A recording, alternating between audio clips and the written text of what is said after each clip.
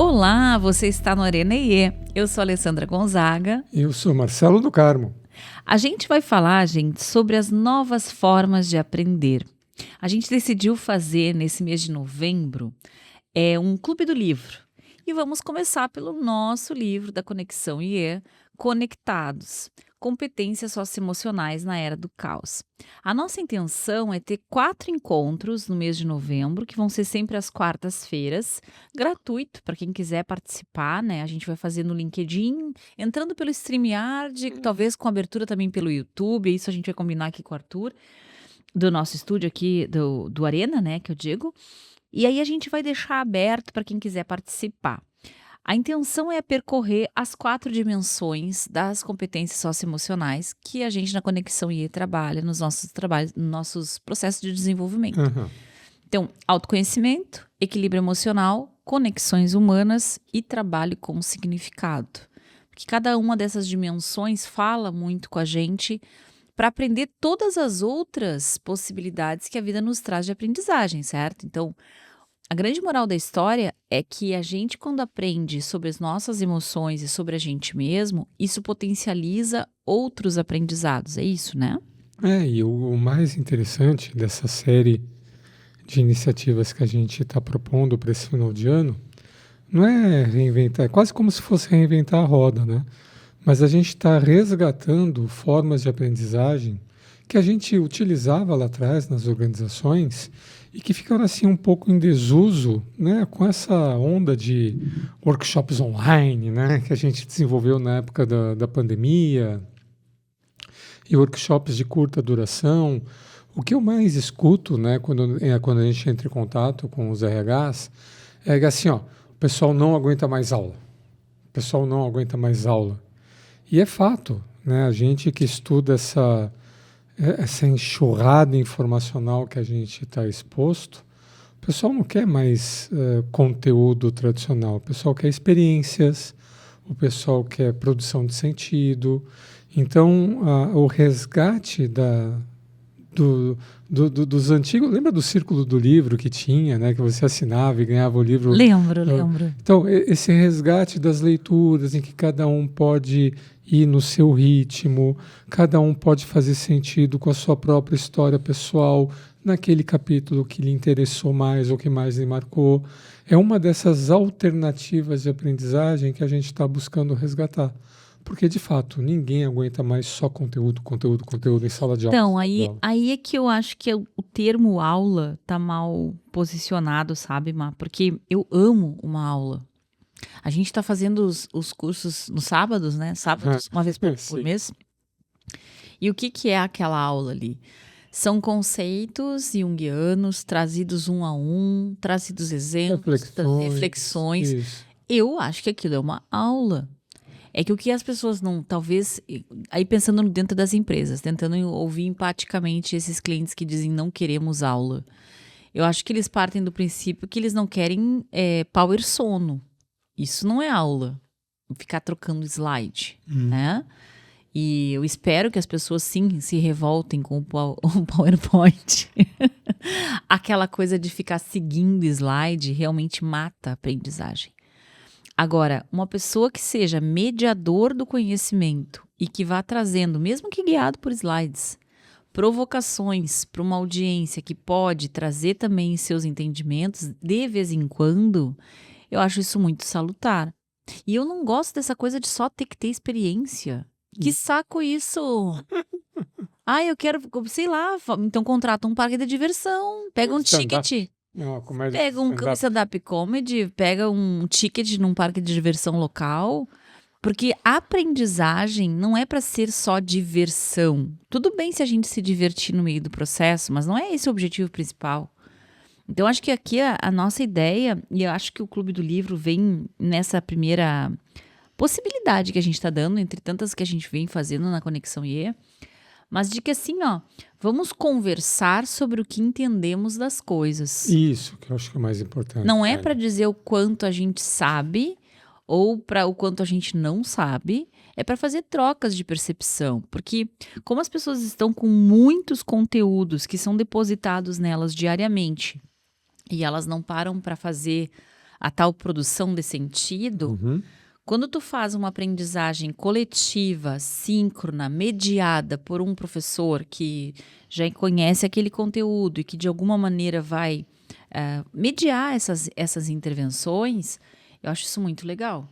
É como a gente falava no passado, né, na sala de aula invertida, né, que era uma das propostas da andragogia. Isso aí. Quando você tem um clube de leitura, você faz com que a pessoa ela já tenha tomado contato com o conteúdo e traga para o espaço compartilhado justamente essas reflexões que vão ajudar na produção de sentido. Então, acho que isso que é o desejo, né? O maior aproveitamento desse espaço compartilhado. Porque aquele modelo antigo, né? Nossa, eu lembro que a gente tinha clientes há uns anos atrás, dá para colocar 40 pessoas, né, no treinamento? Dá para colocar 50 pessoas no treinamento? Aí virou palestra. Olha, exatamente, o professor ele pode ser o bam, mas cátedra. Com 50, 60 pessoas, né, cada vez mais diversas, né, que a gente tem cada vez mais gerações e funções compartilhando o espaço também de treinamento, fica muito complicado. Aí que tá, eu vejo valor nisso também, mas vamos lá, vamos ver se eu consigo me explicar. Quando a gente vê aqueles filmes de universidade, que agora tá quase ficando só na lembrança, né?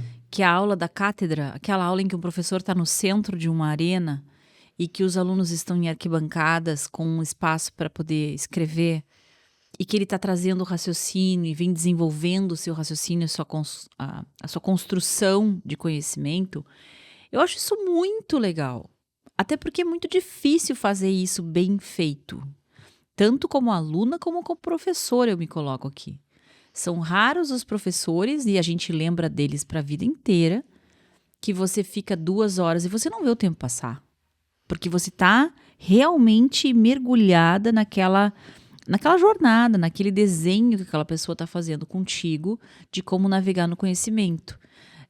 Não faltem memes aí de alunos de faculdade dizendo: pô, me preparei para a prova e a professora nem comentou do divórcio dela. Tipo assim, né? Que ela fica só na aula falando do divórcio. Então, claro que não é isso que é assistir aula, né? Então, tem o lado desse facilitador do conhecimento, como o Clóvis de Barros chamou, o explicador, né? E a gente adora fazer isso. A gente adora pegar 5, 6, 7 teorias e dizer, vamos fazer uma costura? Será que elas se conversam? Será que elas se complementam? Será que elas brigam uma com a outra? Eu acho isso muito gostoso. E tu que faz muito, nas nossas prospecções, ou quando a gente está falando de aprendizagem, eu vejo que tu usa muito o Kolbe, né? Que é aquele modelo de aprendizagem, de como aprender a aprender. E tem se falado muito sobre isso também. Eu vejo alguns posts rasos sobre essa necessidade de forever learning, de seguir aprendendo.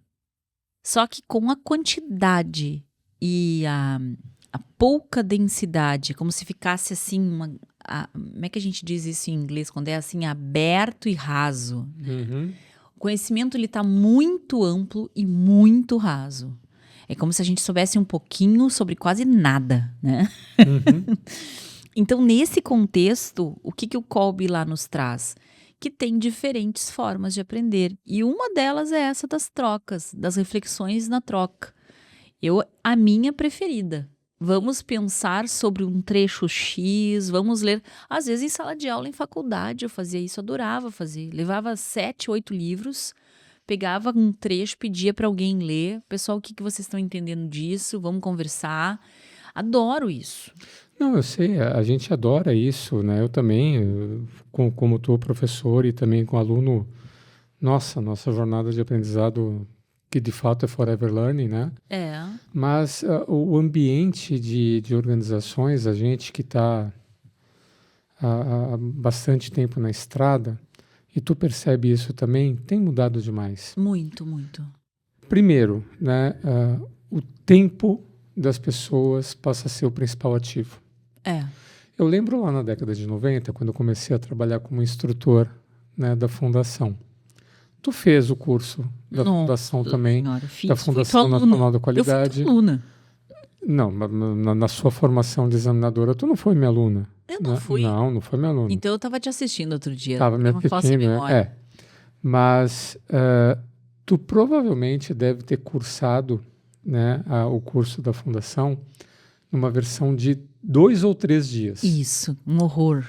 As primeiras versões eram 4 dias. Nossa, que massacre. Gente, quantos requisitos eram, Mato? Te lembra? Milhares. Milhares, Então né? você imagina Para montar um em relatório de 4 gestão. dias. Ah, e tem um detalhe, né? Eram 10 horas por dia, não eram 8 horas por dia. Nossa. Então a gente começava mais cedo, terminava mais tarde, e as pessoas ainda tinham que fazer tarefa na virada da noite do 3º para o 4º dia. Que absurdo. Você consegue conceber Não, alguém tendo 4 simplesmente dias? não. Não A dá. gente não está conseguindo mais nem um dia e meio, que é a formação máxima de imersão agora, a gente ficar 12 horas. Exatamente. Isso tem cada vez diminuído. A pandemia causou uma chacoalhada nisso, né? Essa diminuição do attention span, né? Do tempo de atenção concentrado que a gente consegue dispor. Então, o que antes eram workshops de 2 dias, viraram workshops de 8 horas e 6 horas, módulos de 4 horas e não mais do que módulos de 3 horas, e se der para fazer em 2, melhor. É. Né? A última workshop que você ministrou a semana passada, a semana retrasada? Eram 8 e ficaram 4. Não, tu fez um workshop de gestão do tempo em 2 horas. Isso. Então, em 2 horas, tu tem que falar de gestão do tempo aqui. É. Né? E não é porque era gestão do tempo que era 2 horas, é porque 2 horas é o tempo que a gente tem. Então, nessa redução de tempo, né, esse processo legal que a gente curte de ficar falando, de ficar... Tu lembra quando a gente começava a aula e para engajar os alunos, a gente pedia para as pessoas se apresentarem, as pessoas Isso. levantarem expectativas? Foi 1 hora. 1h15, dependendo 1 hora da e meia. roda. Uhum. A gente pode fazer isso de uma forma já promover alguma reflexão já Eu mesmo tenho nessa feito dinâmica. isso. Eu tenho feito isso. Mas é 1 hora e meia. Né? Eu já vou fazendo Você a vai aula. fazer se tem 3 horas. É. Então eu acho que as organizações elas estão espremendo essa disponibilidade de tempo. Então eu quero que você se capacite. Eu quero que você, vem aqui, faz alguma coisa com os caras aqui que eles não estão engajados, né? Uhum. Mas dá teus pulos, né? Igual o Faustão, se vira nos 30, não é nos 30, mas é nas 2 horas, nas 3 horas. E aí a gente tem que se virar. A gente tem que... Não adianta a gente fazer uma defesa dos tempos ou dos modos de aprendizado que a gente gosta, que eu acho que ainda tem espaço para eles, né? Mas esse espaço está cada vez mais reduzido no ambiente corporativo. Tá, E mas aí... eu preciso fazer uma contracultura, sabe? Eita, vamos lá. É o Arena. Eu acho que assim, a grande polêmica é que menos não é mais. Menos tempo não vai te produzir mais. Porque tu vai começar a pular, porque tu vai fazer uma dinâmica, porque tu vai contar um pedaço da tua fazer vida. palhaçada não adianta. E mesmo quando as pessoas são autorizadas a falar de si, elas querem contar toda a sua vida em 20 minutos. Também não dá. Também não dá. Então, assim, o que eu defendo que tenha? De fato, mais pausa, mais grupos menores, nada de grandes grupos para reflexões profundas. Se a reflexão é profunda, precisa ser 2 ou 3 pessoas, no máximo 4. Mas porque precisa ter um ambiente de confiança. Se você vai trocar experiências, se você vai contar ou vai questionar sobre situações, né, do dia a dia, as pessoas nem se sentem à vontade de exporem as suas dúvidas, as suas ideias, se for um grupo muito grande. Aí é que tá. Os Marcelo ficam quietinhos, vendo os malucos dançar na frente. E tem os malucos que ocupam todo o tempo de aula. Então, também tem esse equilíbrio que o mediador tem que trazer. Quando a gente está fazendo treinamento, eu sempre comento, se você é muito falante, fique mais quieto. E se você é muito quieto, tente falar mais. Porque a composição do grupo é sempre de fazer com que todos exercitem, e do ponto de vista comportamental isso é um desafio, aquilo que não é a sua zona de conforto. Tu tem que conseguir tentar criar mais equilíbrio. Todos nós precisamos desse equilíbrio. Então, se tu é um arroz de festa que quer contar toda a tua vida, Segura o teu narciso aí quietinho, bota ele amarrado na cadeira e aprende a escutar os coleguinhas. Agora, se tu é o empático que tá ali tentando o tempo todo agradar todo mundo, que também acontece, você precisa se experimentar mais no microfone, colocar a tua voz, dizer o que tu pensa das coisas, arriscar que não gostem de ti. Então, eu sinto assim que tá precisando de mais equilíbrio, de experiência nessa dosagem. E é claro que o que mais me irrita sempre é quando a mediação, a facilitação ou a aula, como a gente queira chamar, a depender do formato, é feito por um narciso. Uhum. E isso tá me incomodando muito nas organizações. Que as lideranças que antes traziam suas histórias, suas ideias dentro do que acontece no dia a dia, de vez em quando aparece um narcisão ali. Ou o contrário. O que está acontecendo muito nas organizações são pessoas extremamente fadigadas. Eu tenho visto o depois do burnout. Então as pessoas estão ali, mas elas estão na tela azul. E se tu apagar ou deixar a luzinha um pouquinho mais suave, começar a falar mais devagar, mas o povo vai tirar um sonão, assim. Uhum.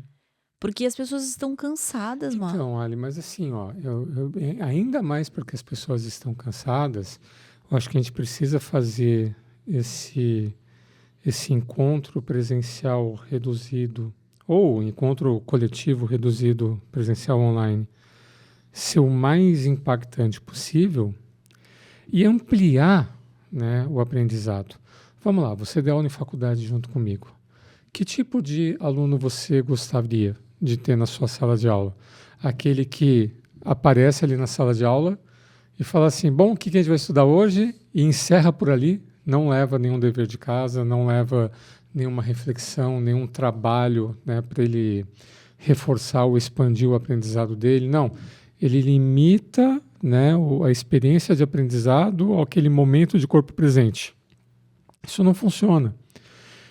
E não funciona na universidade, não funciona também nas organizações. Mas eu não tenho um espaço na cabeça desse cara para ele te carregar depois da aula, mano. Esse é o ponto. Mas depende da jornada. Por exemplo, quando a gente propõe a jornada lá do Emotion Roadmap com o Chuck, são 5 encontros, 5 horas. Mas você não vai aprender em 5 horas. Sim. Você espera que o aluno ou que o participante da jornada tenha assistido aos vídeos, faça a reflexão e depois faça as atividades do e-book.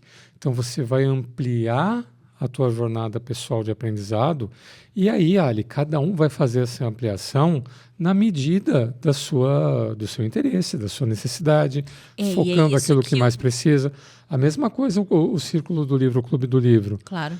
Ele vai ler antes, ele vai ter feito o assessment, ele vai participar do momento integrado e depois ele vai seguir lendo, ele vai seguindo vendo as histórias. Então, você está ali para ser um guia, né? Um facilitador. A gente fazia essa diferença, né? Você tem ali um roadmap ou um tour guide, né? Você tem ali um guia turístico ou simplesmente um mapa de você se deslocar de um destino para outro? Não, acho que o professor ou facilitador de empresa, ele tem que ser cada vez mais um guia turístico.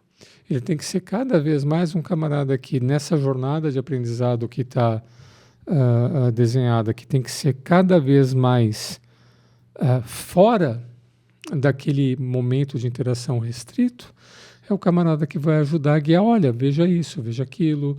Ah, eu tenho interesse. Ah, então se você tem mais interesse, veja mais, né, esse conteúdo, veja mais aquele conteúdo. Não entendi tal coisa, vamos entender. E é uma delícia quando uma isso acontece. do tempo de aprendizado. É isso que eu sinto mais falta.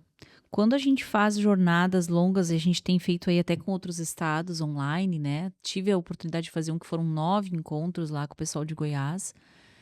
E foi muito legal. E eu ali sim eu me senti muito essa guia, porque eram só mulheres, né? Eram 30 mulheres. E mulheres assim com muita coisa para fazer durante a semana. Ninguém tá assim, o que eu vou fazer? Vou ler um livro agora. Não, tu tem que programar a hora do livro. E se passou a hora, tu não vai mais ler. E tu vai chegar 15 minutos antes da aula querendo saber o que vai ter na aula. Não tem como. Não tem como a pessoa conseguir fazer essa jornada programada se ela efetivamente não se programar E- para a pausa do estudo. Uhum, Então, legal, tamo junto nessa. Deixa eu pegar um pouquinho da tua pauta, vamos tentar tá. cumprir a pauta para quebrar a nossa... Não, eu estou aqui tentando defender formas alternativas de aprendizagem, a Alessandra destruindo as formas alternativas de aprendizagem. Não, eu só tô dizendo que é desafiador. É desafiador.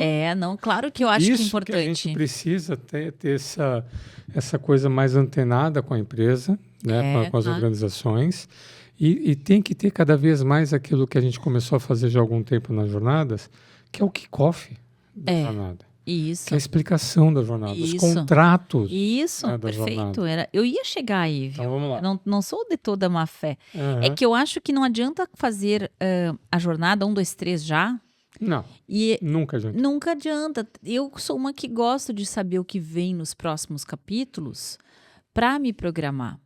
E acho que muita gente, quando entra em uma coisa chamada jornada, ou mesmo um clube do livro, que é o mesmo livro em 4 encontros, tu não vai pegar no primeiro encontro o último capítulo. Você vê, isso o Chuck tinha me pedido, né?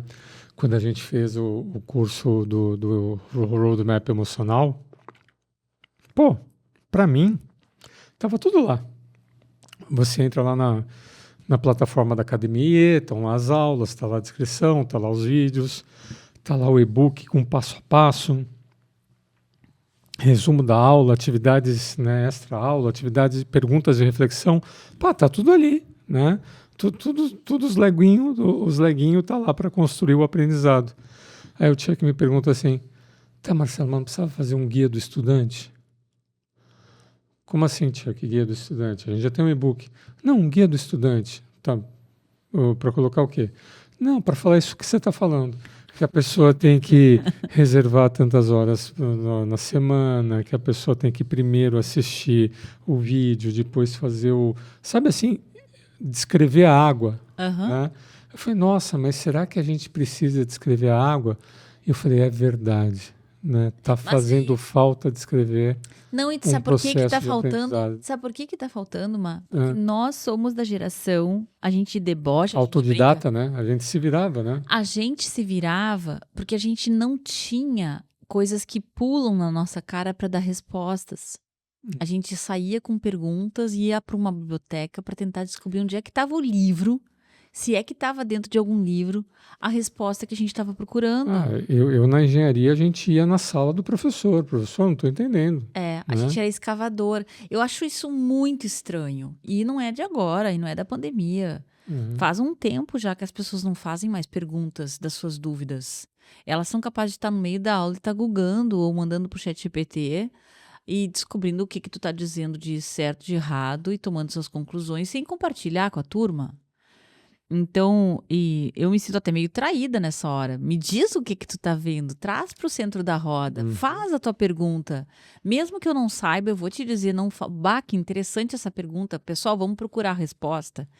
Então, essa incapacidade que a gente está tendo de trazer os nossos questionamentos e de problematizar as coisas que são trazidas para nós, nossa, isso está dificultando a aprendizagem. Então, desculpa que eu já estou aqui de contraponto, mas eu acho que é exatamente isso o valor de um clube do livro. Porque o livro, ele não é gentil como um GPT e te pergunta mais uma vez se tu entendeu depois. Ou te oferece uma versão Ou te oferece assim, resumida. olha, assista um vídeo agora para ver se entendeu esse parágrafo. Não tem. Se tu não leu o parágrafo, tu vai ter que voltar e ler de novo. E talvez tu leia muitas vezes até que aquilo ali te ajude de alguma forma.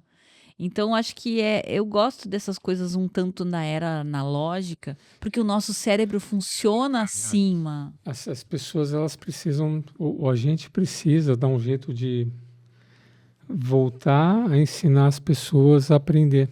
E eu vou te dizer mais, mesmo com a era da IA, tá? Parece agora que a gente é meio vintage. Não nos entendam mal. A gente adora usar eu adoro o ChatGPT. Meu ChatGPT tem nome, a gente se conhece assim, já estamos grandes amigos. Mas eu sei o que pedir pro GPT e eu sei quando ele começa a me embromar, com embromation, com groselha, porque já não tem mais de onde cavar.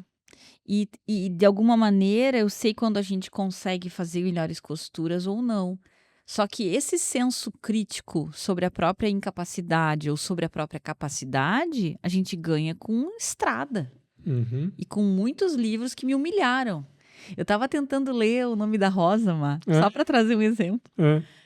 E O Nome da Rosa, Humberto Eco tá se lixando se tu não entendeu. Problema teu. Ele tem lá as 200 notas de rodapé dele para cada capítulo, para dizer de onde é que ele tirou aquilo. É cheio de latim para cima e para baixo. É cheio de questões litúrgicas, da base da igreja. Tu não entendeu, problema teu, sabe? Então, assim, era uma situação humilhante, vai? Mas, ao mesmo tempo, quando tu conseguia entrar e o livro te tinha... Nossa, quantas madrugadas eu não passei. Mas, nossa, quantas na minha adolescência dentro de uma história. Pega Os Pilares da Terra, que eu sempre comento desse livro, que é fenomenal. Meu Deus, eu acho que são mais de 500 páginas. Aquilo ali, com certeza, se não servir para ler, serve para bater em alguém, né? Porque é enorme o livro. E é um livro que tu vai construindo aqueles personagens na tua imaginação. E a gente tá meio que matando a nossa imaginação. Matando a imaginação com um videozinho idiota, com memezinho, com instantaneidade de superficialidade. Ali olha só, né? Só fazer uma janela assim temporal. No final dos 80, né, quando eu fazia engenharia, a gente passava o dia na universidade. Geralmente a gente tinha uma aula de manhã, uma aula de tarde, mas entre aulas a gente se juntava em grupos de colegas. A gente ia para a biblioteca, a gente pegava alguma mesa em alguma sala de estudo na universidade, a gente ia para o laboratório de informática, a gente passava um dia aprendendo de diferentes formas, fazendo projeto em grupo, ou no laboratório, fazendo resumo, programando alguma coisa, etc, etc, etc. Isso final da década de 80. Vamos cortar ali para os anos 2010, né, 20 anos a mais ali. Quando eu fui professor de engenharia. Bom, quando eu dava aula na engenharia aqui no Rio Grande do Sul, as aulas já eram de 2h30. As aulas eram na noite, então as pessoas já trabalharam o dia inteiro, chegavam na universidade exaustos. Eu tinha aluno que ia para o fundo, né? Eu falei, e aí, fulano, tá passando bem, professor? Eu preciso dormir hoje, que eu virei turno. Queridos. E os caras ficavam dormindo na sala de aula. E estava tudo certo. Mas a pessoa já vem correndo, já sabe que não vai poder ficar para tirar dúvida depois da aula, etc., porque às 10h da noite os ônibus vão embora, o Trenzurb fecha, as vans, né, que traziam as pessoas de outras cidades, né, tinham horário para sair, e o cara ainda ia demorar 1h e meia para chegar em casa. Então você já reduziu um dia de aprendizado para 2h30. Tá, mas deixa eu te fazer uma pergunta disso. E agora com o ChatGPT, então, as pessoas querem videozinhos ou coisas de meia hora. Sem falar em quem começou a se formar com as provas online, que era, na verdade, grupos de WhatsApp para compartilhar a prova. E tudo com resposta, tudo exatamente. Enfim. Me engana que eu gosto. Tá, mas vamos sair dos prof chato fazendo pito saudosistas. Saudosistas. Eu queria te ouvir, porque a gente gosta de pensar tendências de futuro, e a gente tá muito saudosista. Deixa eu inverter a polaridade aqui para quem Então nos aguentou até aqui. Vamos trocar. O que tu acha que vai acontecer com as universidades, Olha lá o suspiro, gente. Viu? A gente quebra a própria pauta, vocês estão entendendo? Eu acho assim, né? Vai depender terá que haver uma revisão de cursos, né? De projetos de ensino. A gente abriu. Ficamos com 30 e tantos cursos de graduação, vai ter que voltar a ter uns 6, 7, sei lá. E que sejam essenciais, né, para esse modelo de aprendizado que uma universidade proporciona. Não faz sentido você continuar tendo curso de administração de empresa numa universidade. Tu acha, Olha, nós dois somos administradores. Tem formas muito mais eficazes e eficientes de você ensinar a tecnologia de gestão necessária hoje nas organizações do que esse modelo de universidade. Por quê? Você tem todo um problema institucional, e aí tem a economia institucional. O que é a economia institucional? Que tenta manter as coisas como são, que garante os padrões. É igual, por exemplo, um problema de economia institucional. o táxi versus Uber. O táxi falando, não, tem táxi, tem licença da prefeitura, e o Uber, o cara pega um carro, instala um aplicativo e vai indo.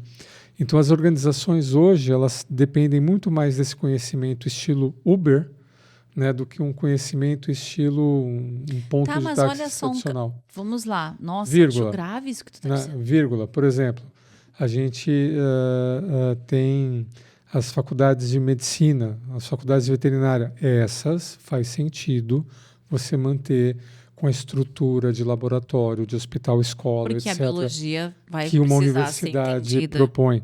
Então, tem cursos que dependem e se beneficiam da estrutura de uma universidade. E tem cursos, né, que quando a gente dava aula, lembra que isso daqui é uma universidade GIS e GUSP? Né? Eu lembro. Que o GIS e GUSP não cabe mais. O GIS e GUSP era só escrever um monte de coisa no quadro e ficar falando. E lê esse livro aqui, lê a teoria do Chiavenato aqui, pronto, acabou. Né? Isso não cabe, né, numa universidade.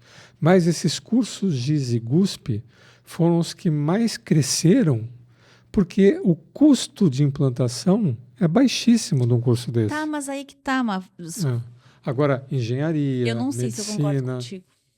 direito, que precisa ter discussão. Eu entendo a lógica do teu argumento, mas eu não sei se eu concordo contigo, porque eu tô cansada de ver a uberização ser pessoas que pretendem que sabem e que não têm formação nenhuma.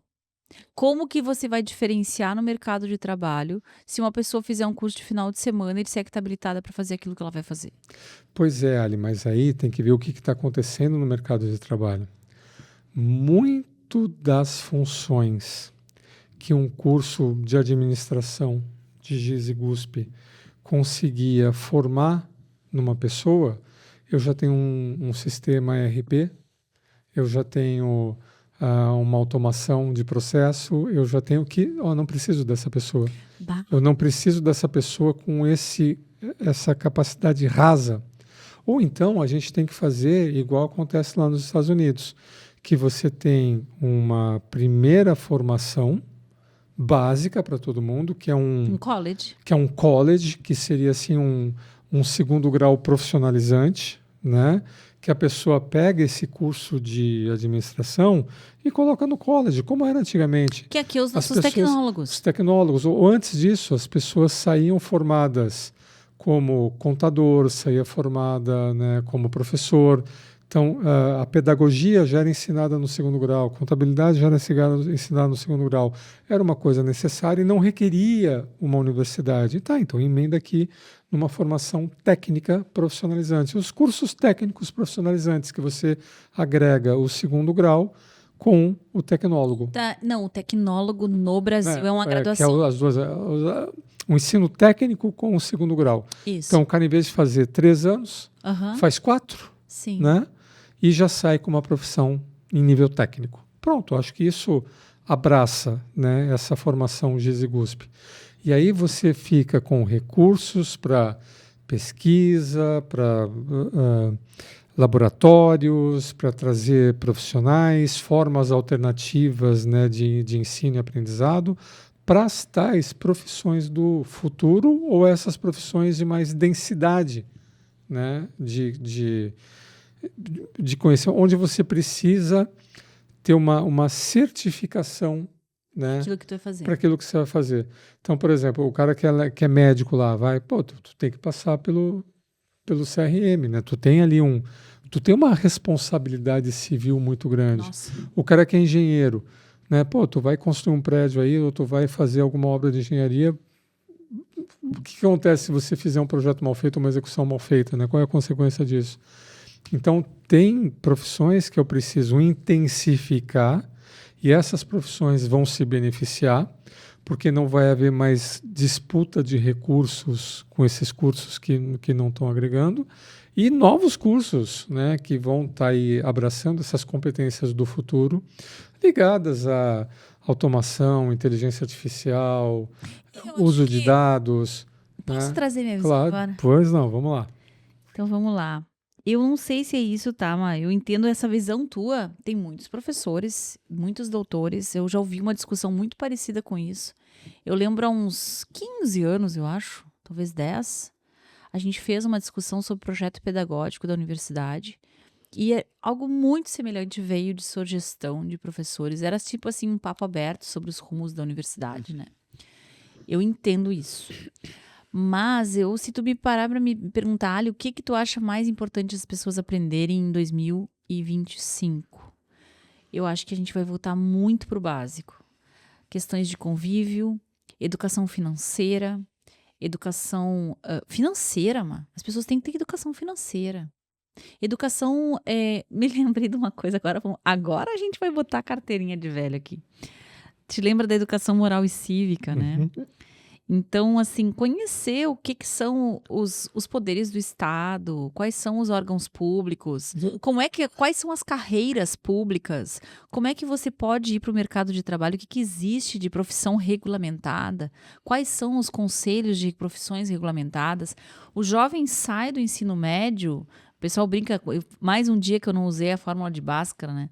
Porque se criou uma construção de raciocínio das disciplinas de base que não é nem o embrião do que vem a ser, nem o técnico, nem a graduação antiga, essa moda antiga, muito menos esse espécie de graduação de menu que a gente tem hoje, que a pessoa se forma numa coisa que tu nem sabe explicar o que é. Ali, eu concordo que isso é necessário, mas para mim o lugar disso é no ensino médio. Entendi. Então, antes, olha só, esse papo virou completamente diferente. Virou completamente. Por quê? Né? Porque me vale muito mais a pena eu ter um planejamento de carreira já no ensino médio e decidir se eu vou fazer uma faculdade, se eu vou seguir uma carreira de serviço público, se eu vou abrir uma empresa e ser um empreendedor. O lugar de tomar essa decisão é no ensino médio, não quando você já está lá na faculdade. Porque você poderia ter tido uma guinada diferente. Porque não vale a pena você ficar decorando todos os afluentes na margem esquerda e na margem direita do Rio Amazonas, né? E sair sem educação financeira. Não, aí a gente se voltar atrás até a formação dos pequenos. Nossa, como eu admiro os professores que estão dando aula para ensino fundamental e médio. Porque, tu já pensou? Pensa um pouquinho comigo, 2 segundos de silêncio aqui para nós. Tu tem 40 alunos que largam os seus celulares a contragosto em algum lugar, porque agora tem lei, né, para isso. E que tem que te ouvir por 45 minutos e em seguida vai entrar um outro professor. Pois é, Ali. Por 5 vezes isso acontecer. Por isso que essa revolução toda, isso vai chegar lá nas empresas. Porque o cara ele sai do ensino médio sem ter esse pensamento crítico, passa pelo ensino superior, dependendo do curso que ele escolhe também, sem desenvolver esse pensamento crítico, e vai bater lá nas organizações. E aí eu estou simplesmente empurrando com a barriga e colocando no colo das organizações terminar a formação desse camarada. E que não vai rolar. Porque a organização ela fala, bom, o que eu vou fazer? Eu vou pegar um cara que nunca se preocupou em aprender, eu vou começar a ensinar, eu vou educar esse cara para aprendizado ou eu vou automatizar esse processo, ou vou terceirizar esse processo? É uma conta econômica. Né?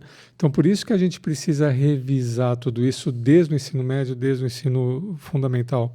Né? Porque na nossa época, isso nos livros de educação que a gente estudou na faculdade, o que eles falavam? Cara, o importante é você aprender. Não interessa o que você está aprendendo. Até as margens... Era esse meu ponto. Porque você está aprendendo a aprender. Isso. Então você vai aprender a aprender. Se é para decorar as margens... É verdade que o cérebro se desenvolve até 25 anos de idade. Isso. Então é para aprender a aprender. Então não interessa o que você está aprendendo. Neuroplasticidade. Né? Senta aí, vai cair na prova. Né? Dane-se, vai cair na prova. Então vai lá estudar os biomas brasileiros, vai lá estudar os reinos, né, dos animais, né, as relações, né? Então a gente tinha aquela enxoval de história geral, biologia, etc. Porque estamos aprendendo, a gente está aprendendo. E tinha coisas interessantes. Na atual conjuntura desse público, né, que você falou que tem acesso por meio dos celulares ou por meio da internet, sim, a um conteúdo aparentemente muito mais interessante e apelativo do que o conteúdo tradicional, é um martírio. Claro. Então é muito difícil, nesse contexto, falar para o cara, não, senta aí e aprende o que você está aprendendo a aprender. Nós não tínhamos acesso a esse mundo. Deixa eu pegar os trechos do que você separou aqui. Ó. Malcolm Knowles, né? sobre andragogia. O adulto aprende quando percebe relevância imediata e sente autonomia no processo. Exatamente. Então, esse aprender a aprender, que ainda é necessário, vai ter que ser feito cada vez mais, né, com a pessoa que está aprendendo como responsável do seu processo de aprendizado. Tá, então vamos Isso. voltar para vamos voltar Aham. para o ensino de adultos. Aqui a gente está chegando no ponto que a gente precisa chegar. Por que que o autoconhecimento, aqui é um dos primeiros que a gente vai começar a Uhum. abordar, por que que isso é tão importante para seguir aprendendo, Má? Tá, aí eu vou chamar o meu primeiro mentor, que foi o Antônio Carlos. Já comentei ele aqui em alguns episódios, não sei se nesse estúdio ou no outro estúdio. Foi dos meus primeiros mentores lá na Siemens. Ele falou para nós, né, o grupo ali de trainees: gente, a carreira profissional de vocês é muito importante para vocês colocarem o que vocês vão buscar de competência nas mãos de uma universidade, com um curso, um projeto pedagógico estruturado, ou nas mãos de uma empresa, que vai ter lá um método de avaliação de desempenho e um programa de treinamento na sua universidade corporativa. Se tiver, né? Você é maior, você é mais importante do que o produto formatado pela academia ou a universidade corporativa e os critérios de competências da universidade corporativa, porque você não nasceu, você não vai casar com esse emprego. Sua carreira, sei lá, vai dar voltas na vida. Ele já, naquela época, anos 80, 90, ele já previu que ia ser a carreira proteana, né? Que a gente ia seguir aprendendo para o resto da vida. Então, se isso é a coisa mais importante que você tem, se o teu aprendizado é o que vai te ajudar a fazer sentido na tua experiência, na tua jornada de vida, na tua contribuição para a sociedade, na tua contribuição para a economia, na tua contribuição para o mundo que você vive, que vai te trazer relevância, que vai te trazer identidade. De novo, você não vai ser o trabalho, mas o trabalho é uma parte importante da tua vida. Cara, como é que você vai deixar isso ao acaso? Então, quando você coloca o autoconhecimento como bússola para esse processo de aprendizado e desenvolvimento, eu vou ter muito mais condições de falar: isso me serve, isso não me serve. Vou procurar desenvolver uma transição de carreira, porque eu estou vendo que essa carreira aqui não é a que me satisfaz, ou não é onde eu vejo o meu pleno potencial Tá, sendo e como é que a utilizado. gente... Agora vem o próximo item da escola aqui, nossa, do Conectados. Qual que é o próximo que precisa? Agora tu me faz a pergunta para te responder. Tá, e aí? Já tem um autoconhecimento. O que que a gente faz agora? O que que a gente precisa para continuar aprendendo, né? Eu acho que precisa do equilíbrio emocional. Porque a primeira coisa que dá quando a gente percebe, primeiro, o tanto que a gente não sabe. Uhum. Segundo, a incerteza em relação ao futuro. É um enorme medo e ansiedade. São coisas muito parecidas, mas um pouco diferentes. O medo, ele pode ser de ameaças circundantes, né? Então, o que que vão pensar de mim? Será que eu vou continuar nesse emprego? Pensando no cargo que está ocupando naquele momento e pensando nas pessoas que te cercam naquele momento.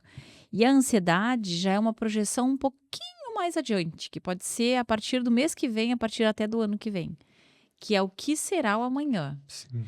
E quando tu vê as estatísticas da IA e da quantidade de empregos que podem sair, nossa, daí a pessoa sente isso na boca do estômago, né?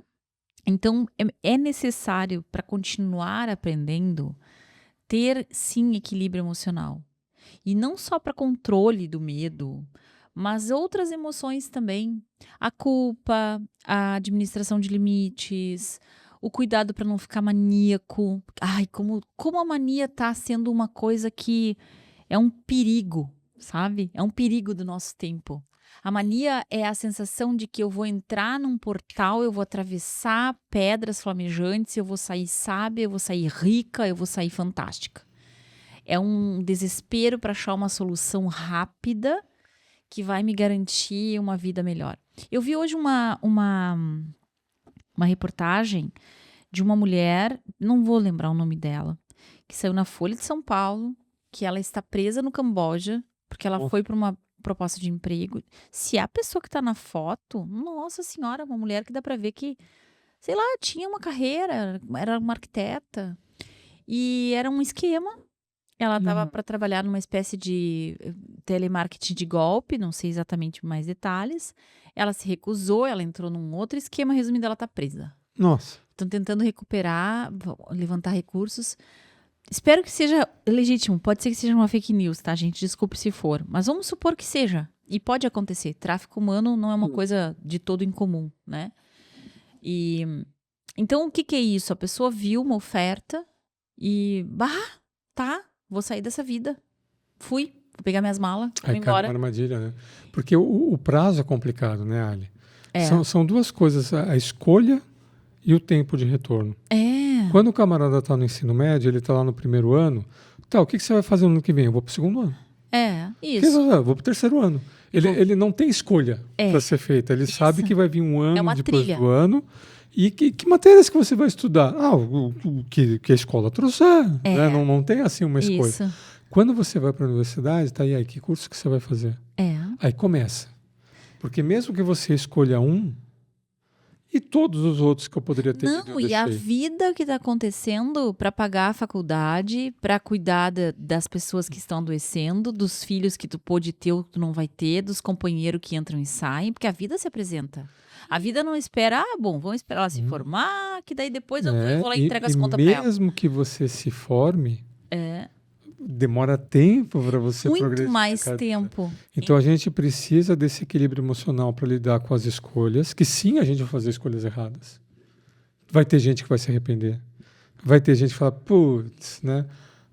Eu coleciono uma série de amigos nas épocas de formação que o cara fez 1 ano disso, 2 anos daquilo, 3 anos disso, né? Porque não tinha a paz de espírito, o autoconhecimento necessário para fazer uma emocional. escolha. E aí, vai. Que aqui muda, no Conectados, até já sei o nome dessa habilidade do equilíbrio emocional. Olha só, gente, quais são as competências aqui.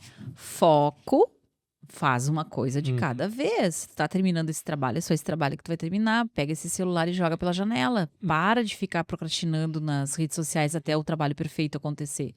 Ou até aquela pressão dos 15 minutos antes de postar no portal, né? Parece que daí liga um turbo e a pessoa aprende tudo, né? Calma, coragem, otimismo, autocontrole e resiliência.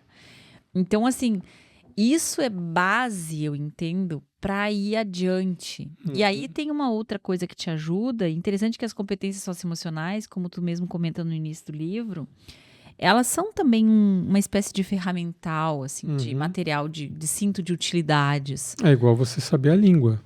Só que é a língua das emoções. Isso, exato. E aí, o próximo conjunto de competências são justamente as conexões humanas, né?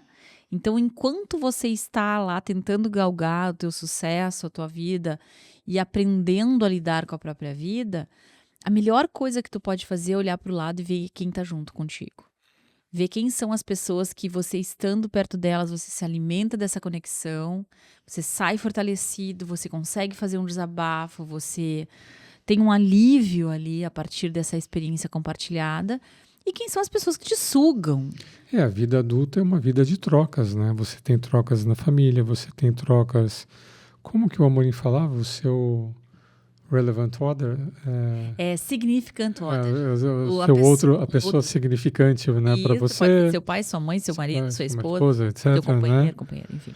Então você vai ter trocas amorosas, você vai ter trocas familiares, você vai ter trocas nos grupos e nas organizações você tem trocas. Quando a gente falava de gestão de processo nas organizações, a gente falava clientes internos, né, fornecedores internos, né?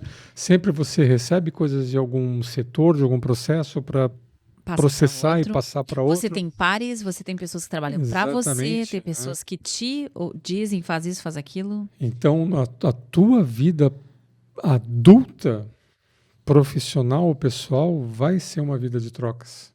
E como faz mal para o nosso emocional esquecer disso e achar que a gente está sozinho na nossa miséria humana, seja uma miséria existencial, financeira, moral, o que seja.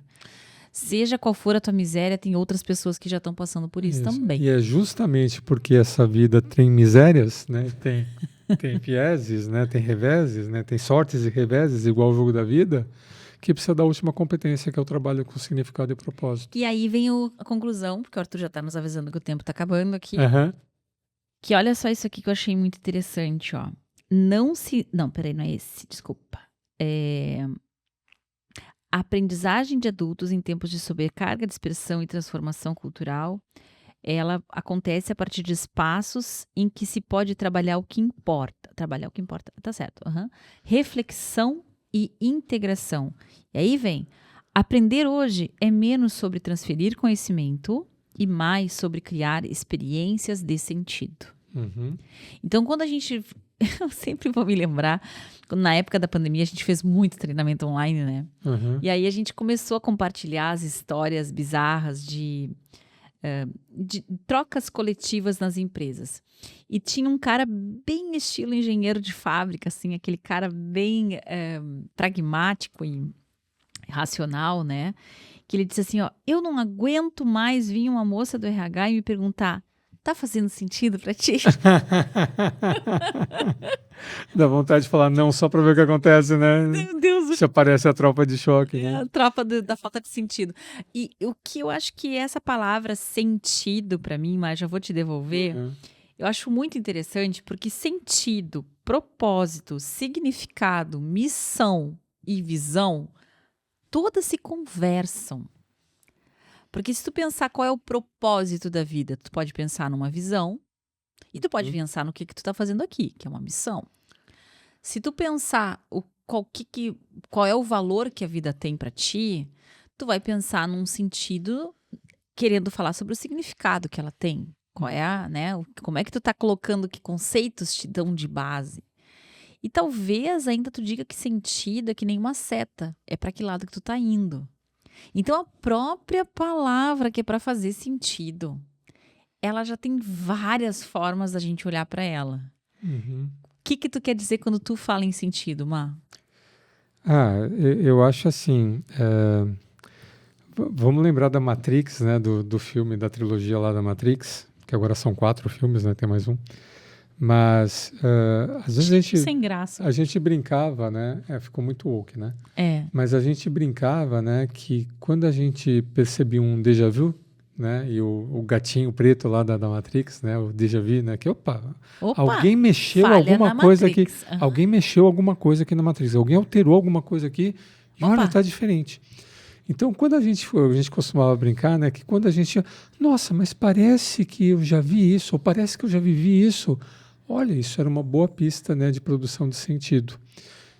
Uma indicação, um sinal, sei lá, da onde, que olha, eu não sei que escolhas você fez, mas parece que você está no caminho certo.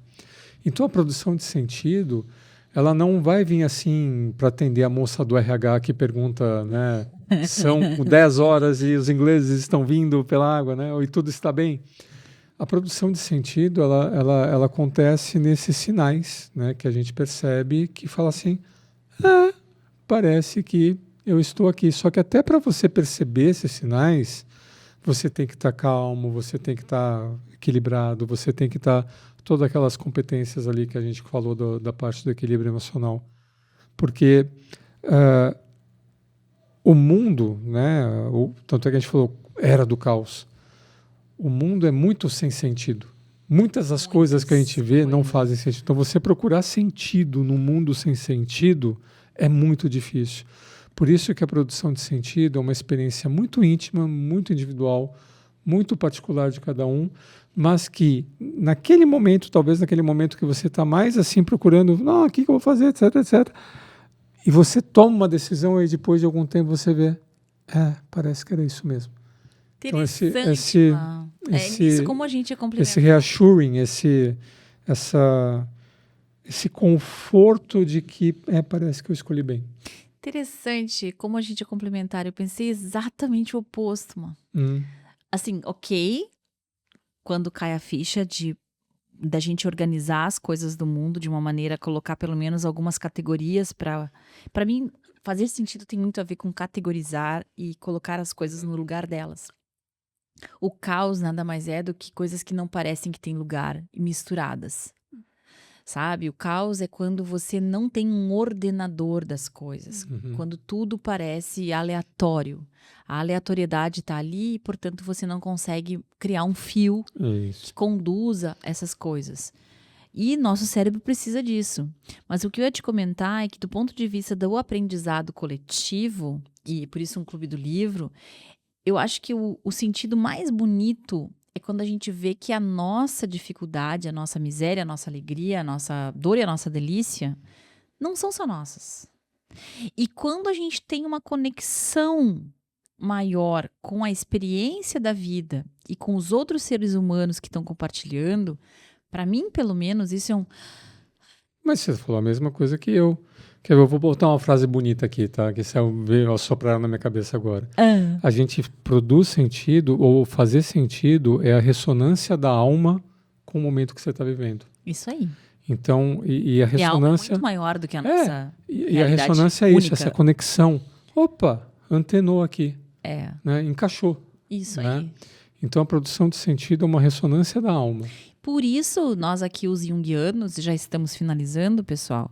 A gente está curtindo muito navegar na obra do Jung. Por que os arquétipos vêm para nos ensinar tanto sobre nós? Porque são antigos, são ancestrais. Então, não é a Mariazinha, o Joãozinho, a Ali, o Marcelo que estão falando isso. É algo que é da experiência humana. Então, aprender, eu acho que nada mais é do que acessar mais da nossa humanidade e conseguir conviver melhor com essa realidade tão complexa e até caótica que é a vida. Por isso que a gente na Conexão IE tenta, por meio dessas formas alternativas, proporcionar mais ocasiões ou momentos para essa produção de sentido nas organizações. Show de bola. Adorei, Má. Muito bom. No final a gente viajou na maionese, mas alguma coisa a gente entrega. Só hoje, né? Só hoje. Para quem nos escuta até o fim aí, muito obrigada, gente. Eu tenho ouvido pessoas que chegam até mim e dizem, eu escutei vocês lá no Arena. Nunca escrevem, né? Os nossos ouvintes nunca curtem. Nunca escreve. Nunca. Mas a gente sabe que vocês estão aí, silenciosos. Nem que seja para a gente usar a voz aqui para você dormir, né? Quem sabe você tá dormindo agora com a produção do sentido. Sim, é isso aí. Com a gente nos ouvidos. Então, seja como for, muito obrigada pela tua audiência e até o próximo Arena IE. Até.